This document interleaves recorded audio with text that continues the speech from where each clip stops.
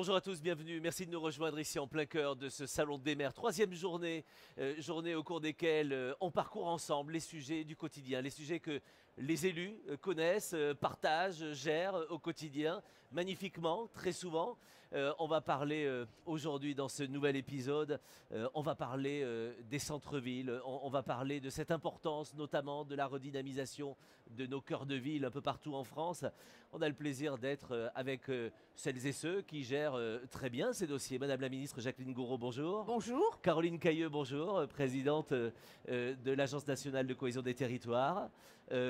Bonjour Juliette Auricoste, on va parler avec vous d'un plan bien particulier. Et puis Roland, on aura aussi beaucoup de choses à se raconter. Roland Mouchel-Blaiseau, vous êtes le directeur du programme Action Cœur de Ville. Ces sujets, vous les connaissez, bien sûr. Comment redynamiser, comment réapporter de la vie, comment attirer les gens en centre-ville et surtout comment finalement booster l'économie de nos cœurs de ville. On va parler de ça avec vous d'abord, Madame la Ministre. Merci de nous accueillir parce qu'avec vos équipes, vous nous permettez depuis 3 jours ici de parler de ces sujets essentiels.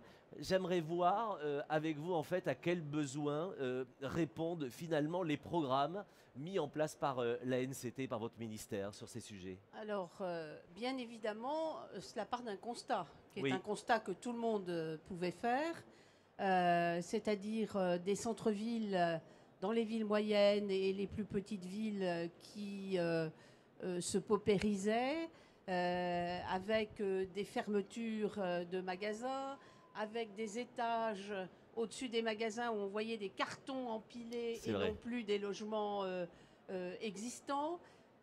Évidemment, on sait que la multiplication des mètres carrés des grandes surfaces en périphérie a engendré cet affaiblissement Oui. des cœurs de ville, des centres-villes. Ça n'est pas spécifique à la France, mais c'est particulièrement développé en France, où certains ministres, et même premiers ministres, dans les temps passés, je pense à Jean-Pierre Raffarin, avaient essayé de limiter la construction des mètres carrés de grandes surfaces. Et donc, il fallait, et c'était aussi une évolution de la société, avec un besoin de proximité. Vous savez, on parle toujours de la proximité. Alors, la proximité, c'est la proximité avec les élus, mais c'est aussi la proximité avec les services, c'est la proximité avec les commerces. Et donc, un besoin de revitalisation des centres-villes.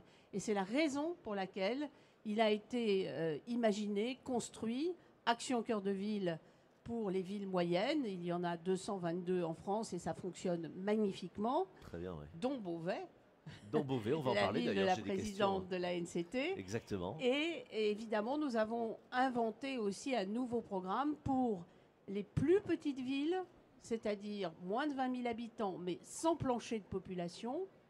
C'est-à-dire ces petites villes qui, sur un bassin de vie, jouent un rôle de centralité et qui a besoin aussi d'avoir des gens qui habitent dans le cœur de ville, d'avoir des commerces et d'avoir des services. C'est pour cela qu'on a fait ces 2 programmes. Ils sont importants, ces programmes. On sait, les Français attachés à leur cœur de ville, à leur centre-ville aussi. Il y a même 73% de jeunes de 18-24 ans qui sont très, très attachés à cela. C'est bien parce que c'est finalement la nouvelle génération qui a envie de prendre en main leur ville. Et voilà, et qui est demandeur de revenir habiter les centres-villes. C'est ça qui est très intéressant.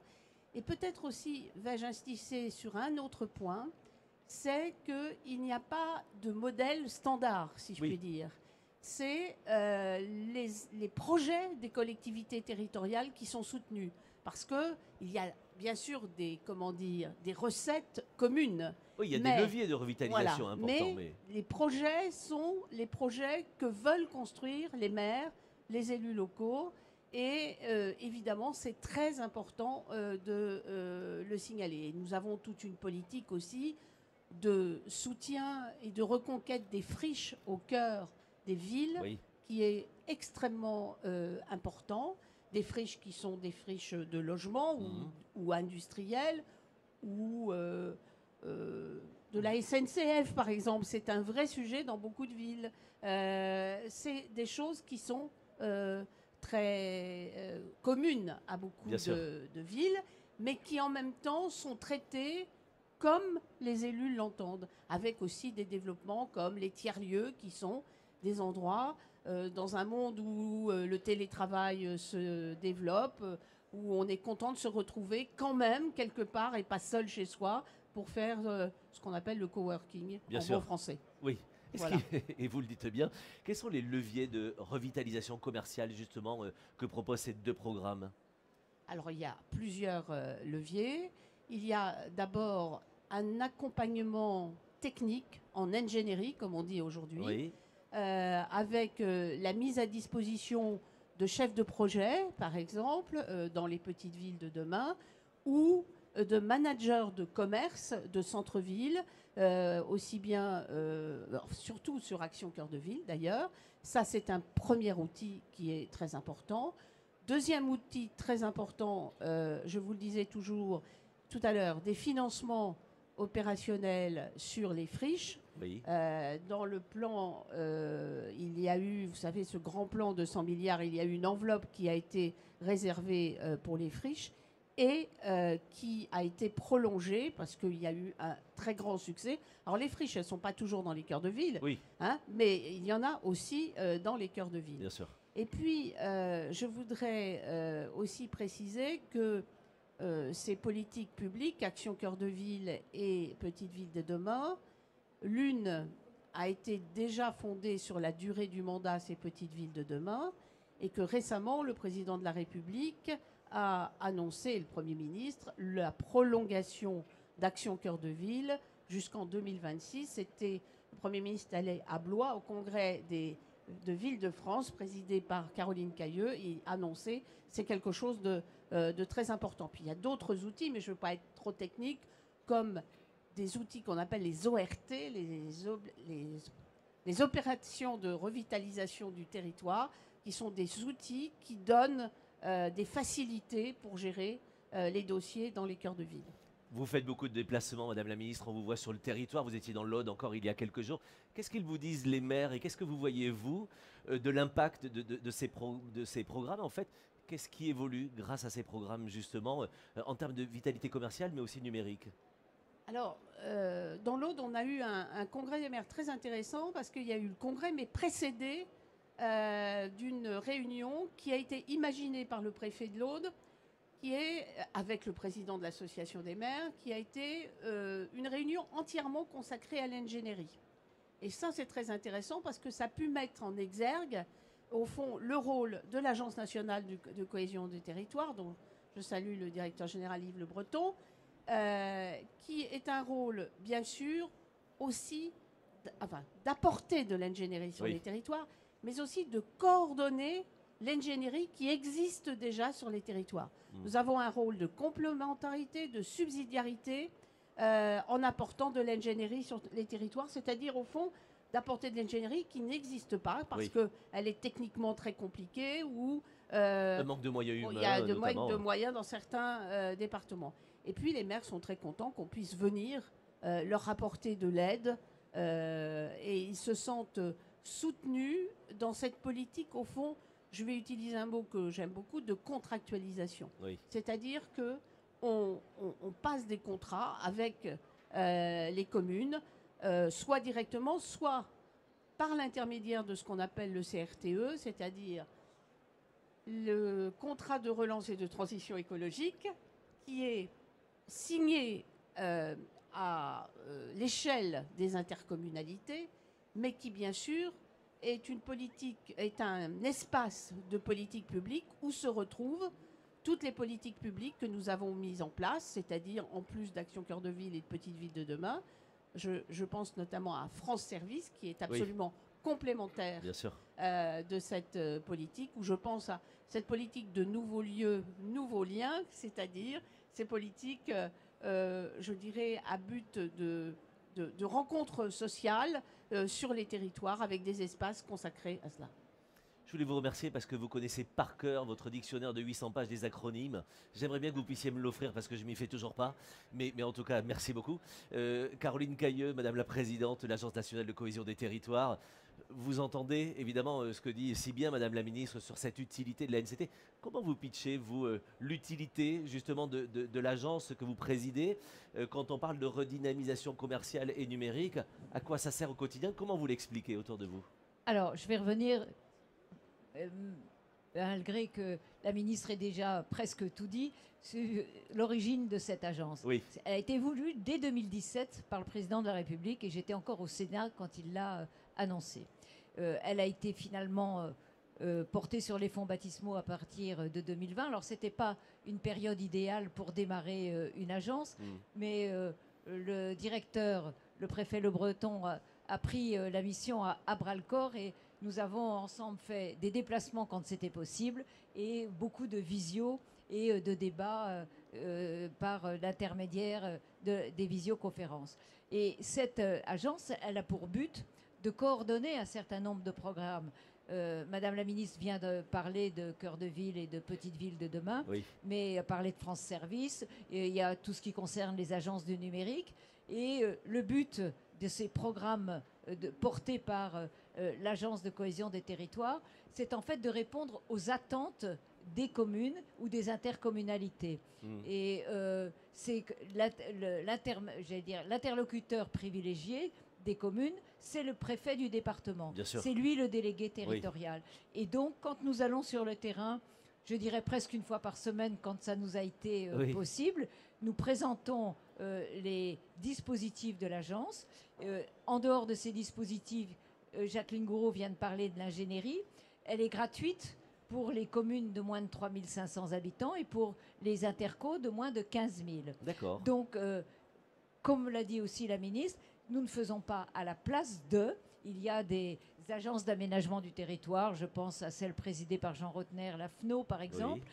Quand elle n'existe pas dans certains départements, ou que le préfet en place nous dit « j'ai besoin d'un complément d'ingénierie », eh bien, nous avons un droit de tirage sur l'enveloppe budgétaire. Elle était de 20 millions d'euros cette année et je peux vous dire que nous l'avons totalement consommée. Enfin, nous allons l'avoir totalement consommée d'ici la fin de l'année. Donc ça prouve que ça répond à un besoin.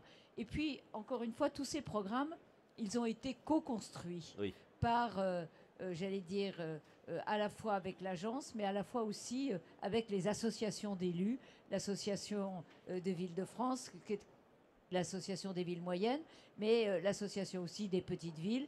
Nous avons préparé et co-construit, et elles sont aussi le fruit du travail de chaque commune, chaque intercommunalité qui vient avec ses demandes. Et donc, quand je vais sur place, je m'aperçois qu'il y a des belles réalisations qui sont faites, que ce soit à Vesoul, à Vitré, à Beauvais et ailleurs, dans la Sarthe, à Pau.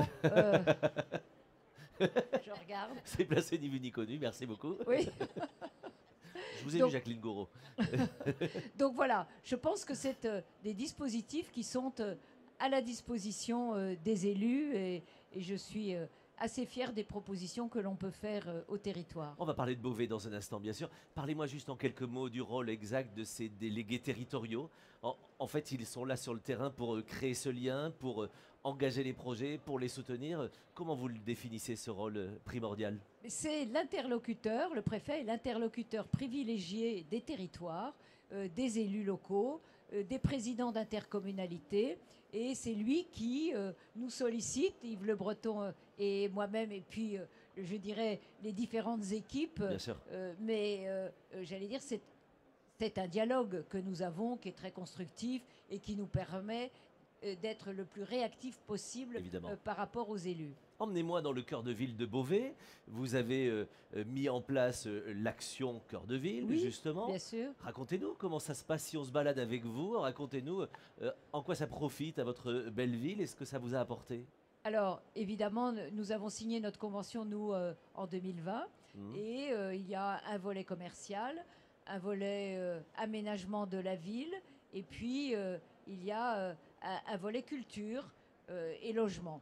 Donc ce sont autant de dispositifs parce que nous avons des partenaires, hein, Bien sûr. la Banque des Territoires, l'ANA, Action Logement, et donc c'est avec eux que nous pouvons mettre en place les programmes. Sur la première mandature, il y avait 5 milliards des partenaires. Aujourd'hui, il y a un peu plus de 3 milliards qui sont consommés. Je me tourne vers les autres responsables. Et donc, Roland doit servir de comptable certainement sur ces chiffres-là. Roland est l'éminent directeur du parfait. programme Cœur 3 de milliards, Ville. 300 millions pour être exact. Voilà. Très bien, le chiffre est exact. Et donc, par exemple, sur le commerce, eh bien, nous avons pu embaucher un manager de centre-ville. Nous avons mis en place un magasin témoin.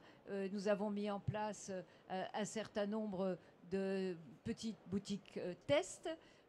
Nous avons signé un ORT qui nous permet d'éviter trop de consommation dans la périphérie et de revenir en centre-ville. Sur le logement, nous avons pu rénover des friches de logement avec un ancien McDo, pour tout vous dire, qui avait quitté le centre-ville depuis 10 ans et qui a souhaité vendre ses locaux. Eh bien, nous avons pu acheter les locaux et avec Action Logement, mettre en place un certain nombre de logements. Et il y a 3 bâtiments comme ça qui vont ramener plus d'une centaine d'habitants dans le centre-ville. Oui, ça, parce qu'il y a la réaction des habitants, finalement. La première réaction, c'est de revenir, de retrouver la confiance dans le centre-ville et de reprendre des habitudes. Et un centre-ville dynamique, c'est un centre-ville où il y a à la fois une offre commerciale et à la fois des habitants pour consommer cette offre commerciale.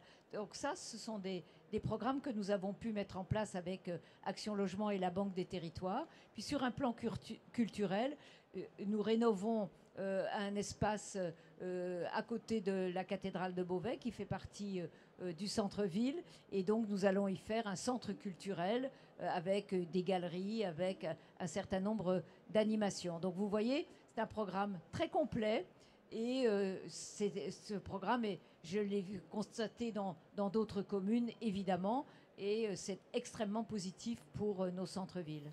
Je ne suis pas Nous étonné. avons gagné d'ailleurs, nous gagnons des habitants maintenant. Oui, c'est ce que j'allais dire. Je ne suis pas étonné en fait de vous entendre aussi bien vendre votre ville et vous donner envie peut-être à des Parisiens de se barrer et de venir chez vous. C'est pas si loin.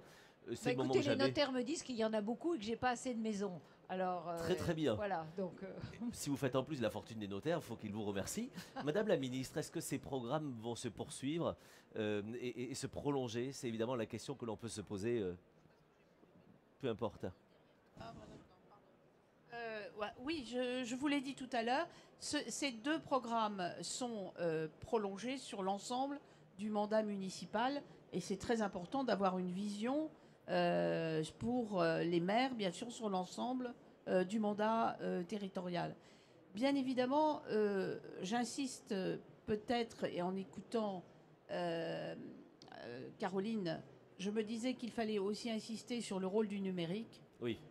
C'est quelque chose de très très important, et comme vous le savez, le numérique, c'est plein de choses. C'est d'abord les tuyaux qui amènent le haut débit, c'est-à-dire le choix qu'a fait la France de construire sur l'ensemble du territoire la fibre optique, et nous sommes maintenant en tête de tous les pays européens avec un développement de ce qu'on appelle les prises, c'est-à-dire jusqu'à l'habitation, qui est très très important, et nous allons, je dirais, terminer à mon avis ce travail en 2025 sur l'ensemble du territoire français. Alors ça veut dire aussi ce que j'ai dit tout à l'heure, c'est-à-dire le télétravail, mais c'est aussi la télémédecine, et c'est aussi le e-commerce. Oui. Et la modernisation du petit commerce de centre-ville ou du moyen commerce de centre-ville passe aussi par le e-commerce, parce qu'on sait que la proximité, c'est aussi pour les habitants des villes d'avoir des commerçants de centre-ville qui font du e-commerce et qui font des livraisons aussi à domicile. C'est quelque chose de très très important. L'autre chose qui me semble très importante, c'est aussi de travailler avec les promoteurs d'idées ou de projets. Et évidemment, il y a plein de privés qui ont des idées aussi. Et l'autre jour, j'étais dans une autre ville, c'est à Saint-Dizier, Et Vosges. il y a un jeune maire à Saint-Dizier. Et il a fait ce qu'il a appelé un marathon créatif. C'est-à-dire qu'il a en fait proposé à la population d'avoir des idées de création pour le centre-ville, de commerce, etc. Et en fait, ça a très très bien marché. Cette espèce de manière de communiquer et de faire au fond de la démocratie participative, sûr, comme ouais. on dit aujourd'hui, est très intéressante. Et ça a apporté des idées et donc des jeunes qui voulaient créer des choses. La mairie était en capacité de leur mettre aussi des locaux à disposition. Donc c'est très, très intéressant. Et ça m'amène à parler de ce qui marche très bien, je trouve, dans Action Cœur de Ville, c'est le partage d'expérience. Oui. Et ça, Roland le dirait mieux que moi encore, mais c'est devenu comme un club, ces 222 villes, avec des On se partages. partage les bonnes pratiques. Voilà. Et ouais. ça, des réunions très importantes sur des thématiques. Il y a de la formation. On suit de près tous les managers, tous les chefs de projet qui existent ici ou là. C'est très, très important. Et il faut remercier, effectivement, Caroline l'a fait déjà, mais tous nos partenaires. Bien sûr. J'ajouterai le CNAM. Non, mais c'est bien quand on est plusieurs, comme ça on se complète. C'est le partage de bons cerveaux aussi, oui, et de bonnes car mémoires. le CNAM, le Centre national des arts et métiers, Bien sûr. est une manière aussi de développer dans les villes moyennes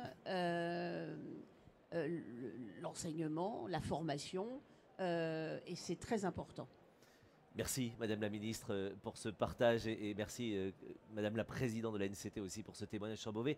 Juliette Auricoste, vous êtes la directrice du programme Petite Ville de demain à la NCT. Si je me fie à une étude, un baromètre Ipsos qui est paru en septembre dernier, qui nous montre en fait que les commerces de centre-ville sont identifiés comme étant les plus fragiles pour les petites villes. On sait le constat, vous le voyez au quotidien. Vos témoignages les uns et les autres nous le prouvent tous les jours. Quelles sont les aides qui existent justement pour un maire qui n'a pas envie de se laisser faire par la fatalité et se dit il faut que j'arrive à faire quelque chose pour mon centre-ville, j'ai envie de revitaliser commercialement mon centre-bourg. Il a droit à quoi? Qu'est-ce qu'il peut faire? Qu'est-ce que vous lui proposez vous au quotidien? Bonjour, merci beaucoup. Vous avez raison de partir de ce baromètre Ipsos. Je me permettrai de compléter avec un autre chiffre. Parmi les 1600 communes qui sont invitées donc, à signer, à s'engager dans une convention d'adhésion, on demande aux élus d'exprimer quelles sont leurs priorités a priori en rentrant dans le programme. Et on voit que plus des 3/4 des élus, spontanément, mettent en priorité le développement de l'économie locale et du commerce. Donc vous avez raison de dire que veulent faire les élus, parce qu'en fait tout part aussi de quelle est la vision locale qu'on a pour son territoire, et c'est extrêmement encourageant. Et on en est ravis de se dire, voilà, c'est une priorité qu'on avait identifiée, les élus ont envie d'y aller, donc maintenant comment on fait pour les aider? Alors pour travailler sur la revitalisation commerciale avec l'ensemble des partenaires, effectivement, il y a en réalité deux gros volets, si je peux résumer ainsi. Un premier qui est l'action sur le commerce en tant que tel. Donc on en a parlé un petit peu avant, poser un diagnostic, bien appréhender quelle est la situation de vacances commerciales, objectiver, c'est quand même un point de départ. Les outils opérationnels, que ce soit en maîtrise foncière, donc on a des exemples, par exemple, je pense à Houdan dans les Yvelines qui a mobilisé tous les outils à sa disposition de planification d'urbanisme pour travailler sur cette revitalisation-là. On a également des outils nouveaux portés par la NCT ou la Banque des Territoires, que ça soit, mais je crois que Roland reviendra dessus, sur les foncières ou la restructuration des locaux d'activité qui permettent d'intervenir sur les déficits d'opération, parce que sur ces montages-là, où c'est difficile de créer du marché, en particulier dans les petites villes, c'est un vrai sujet qui vient tout de suite.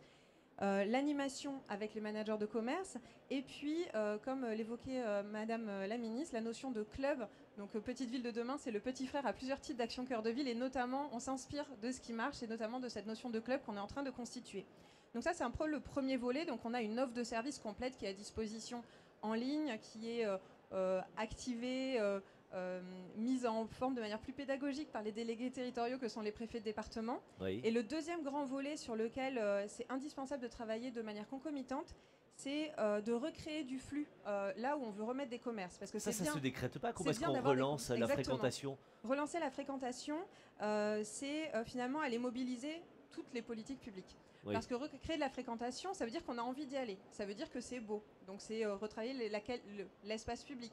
C'est travailler les mobilités, travailler l'habitat, bien évidemment, et puis la localisation des services publics ou l'offre culturelle. Et à ce titre, on a un exemple très très inspirant dans la Creuse, dans la petite ville de demain qui est la Souterraine, qui a travaillé justement sur ces deux angles de manière concomitante.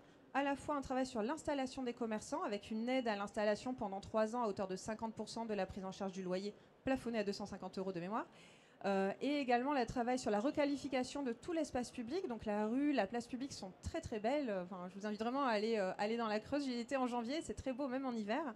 Et également l'installation... Et il y a une gare, précise Madame la Ministre, qui connaît sa carte des gares, évidemment. Proximité de l'autoroute qui descend vers le sud. Et puis l'installation d'une microfolie, donc un dispositif d'animation culturelle porté par l'établissement public de la Villette et le ministère de la Culture, dans une ancienne chapelle désacralisée, dans cette rue commerçante. Ce qui va effectivement dire, les personnes viennent pour aller visiter cette microfolie, vont déambuler dans les commerces, consommer, et on a vraiment une animation qui prend, qui est extrêmement vertueuse, diminution par 2 de la vacance commerciale en quelques années. Il y a un rôle primordial désormais, c'est le rôle du manager de centre-ville. Vous pouvez me dessiner un peu les contours de leur mission précisément. Qui sont-ils et que font-ils précisément ? Effectivement, donc dans le cadre de la relance, un de nos partenaires financiers, qui est la Banque des Territoires, a mis en place tout un dispositif, et notamment de financement de managers de commerce pendant 2 ans. Aujourd'hui, on a plus de 230 postes de managers de commerce qui ont été validés dans des petites villes de demain, qui vont agir aux côtés des chefs de projet. C'est bien. Alors ces managers de commerce, ils ont plein de missions possibles. Je vais en citer 3, et puis après je m'arrête. Le premier, c'est l'animation, en lien, et faire émerger des associations de commerce, en faire travailler ensemble. Faire le lien avec les chambres consulaires, que ce soit les CMA et les CCI. Ils vont aussi permettre de faire émerger une marque locale. Ça va avec l'animation, mais on voit par exemple à Guingamp, il y a une émergence d'une marque locale, la marque guingampaise. Comment faire travailler ensemble les commerçants et comprendre que oui, ce n'est pas grave qu'il y ait 3 marchands de chaussures côte à côte. En fait, ça va permettre d'attirer des personnes qui ont envie d'acheter des chaussures. C'est tout bête, mais ça demande du temps et demande du temps et de l'énergie. Et puis un troisième point qui fait le lien, un troisième volet peut-être d'exemple de ce que peuvent faire les managers de commerce, c'est justement cet appui à la transformation numérique. On a eu une transformation qui était en cours déjà, qui a été très largement accélérée par la crise de Covid. Par exemple, je pense à la communauté de communes du Pays de l'Arbrel dans le Rhône, qui a recruté un manager de commerce et également un conseiller numérique, qui est aussi un dispositif dans le cadre de la relance qui permet de travailler sur l'inclusion numérique.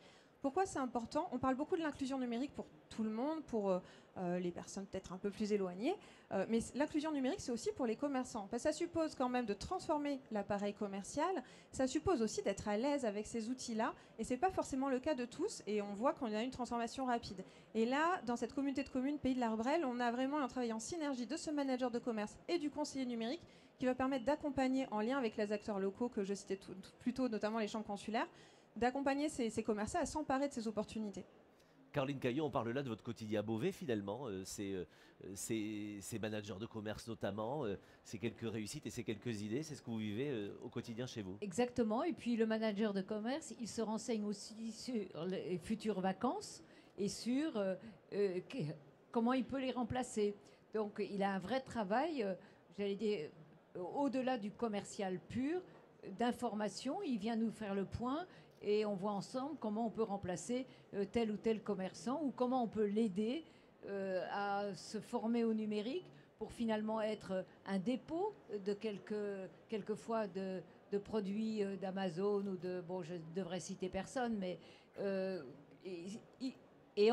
En étant un dépôt, il se crée aussi une nouvelle clientèle. Évidemment. Quelque part. Donc voilà, c'est un tout finalement et c'est important d'avoir ces dispositifs-là. Et dans ce tout, il y a Roland Mouchel-Blaiseau, directeur du programme Action Cœur de Ville aussi, et tout cela est complémentaire et on parle là de dynamisation. Ça va se prolonger jusqu'en 2026. Oui. Ça veut dire qu'il y a une vraie nécessité, bien sûr, on le sait, auprès des petites villes. Quels sont les différents types d'actions dont vous pourriez nous parler, qui sont mises en place pour redynamiser justement ce commerce de centre-ville? Quelques exemples peut-être. Bonjour, merci de votre invitation. Alors, je ne voudrais pas empiéter sur le domaine de mon éminent collègue, mais effectivement, Action Cœur de Ville, c'est pour les villes moyennes, mais il n'y a pas de taille démographique, puisqu'on part de Chinon qui fait 8 000 habitants, à Limoges qui en fait 135 000, D'accord. et on multiplie par 2 ou par 3 au niveau des agglomérations. C'est à peu près un quart de la population française. Oui. D'abord, peut-être de préalable, le secteur du commerce, il prend de plein fouet des évolutions structurelles à une vitesse grand V. Oui. Le développement de la périphérie commerciale, l'installation, y compris parfois en centre-ville, de hard discount. Et puis le développement des plateformes numériques fait qu'on est dans un secteur économique premier employeur privé en France, qui prend de plein fouet une série, je dirais, d'évolutions en quelques années. Oui.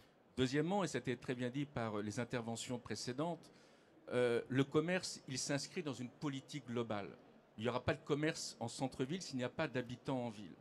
Et donc, c'est tout l'enjeu, effectivement, de rénover, d'attirer des nouveaux habitants. Et d'ailleurs, dans les villes du programme, on constate dans toutes les villes une demande de résidences supplémentaires. Et un chiffre l'atteste, c'est le baromètre que nous construisons avec les notaires de France.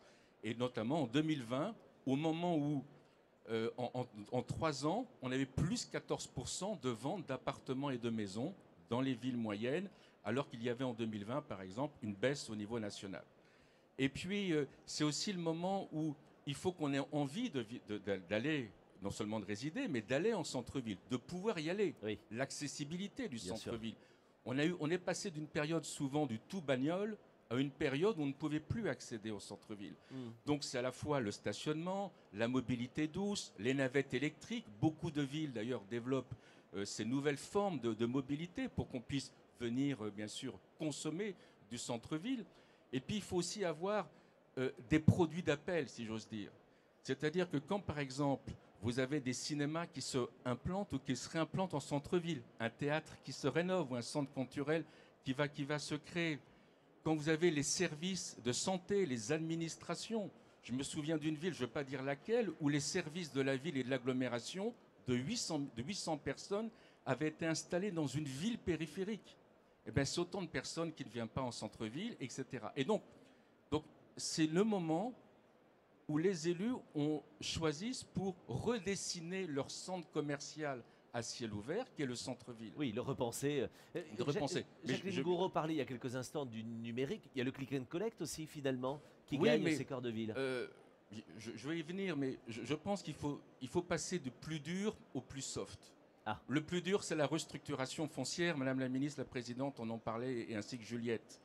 Et là, c'est un objectif de 6 000 restructurations de cellules commerciales dans les villes moyennes. Avec l'appui de la Caisse des dépôts, Banque des territoires, c'est 300 millions de co-investissements qui vont être engagés, puisque, comme c'était évoqué tout à l'heure, souvent ces cellules sont trop petites, sont mal foutues, empêchent l'accès aux étages supérieurs. Donc là, je vois à Belfort ou à Valenciennes, par exemple, et dans beaucoup de villes, ça a été engagé. C'est aussi la requalification de l'espace public.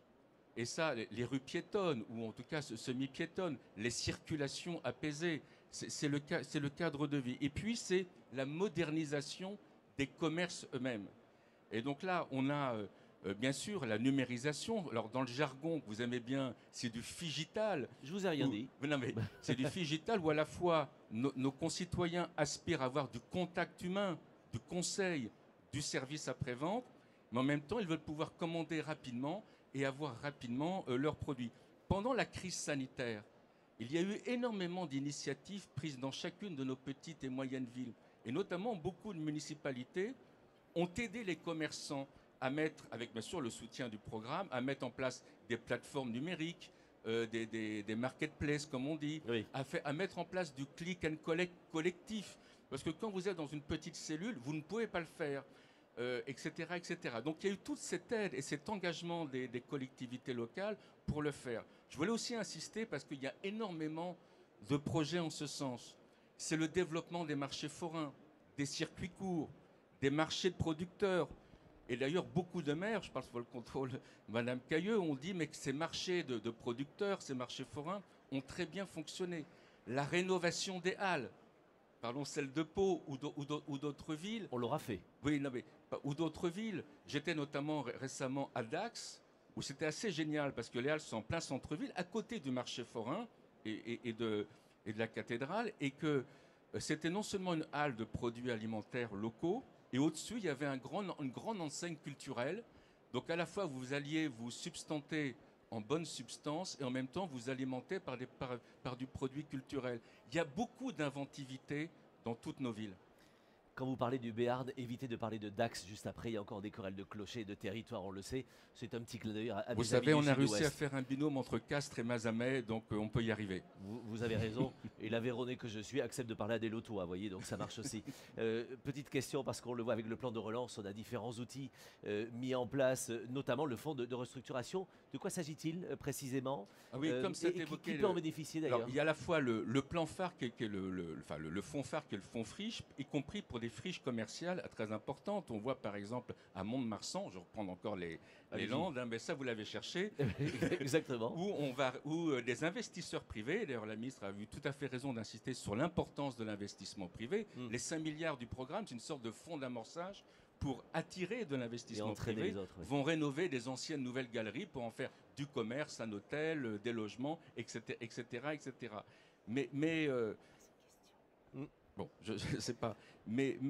Donc, on a aussi un fonds de restructuration pour les activités économiques où on sait que beaucoup d'opérations d'achat, de portage foncier de ces cellules commerciales vont prendre du temps déjà, d'où le fait que c'est important qu'on ait des structures de portage.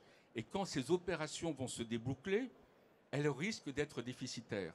Et donc la NCT gère un fonds aujourd'hui de 60 millions, mais qui est très bien consommé, comme le fonds friche, je dirais des friches en général, qui vise à compenser une partie, 50%, du déficit d'opération.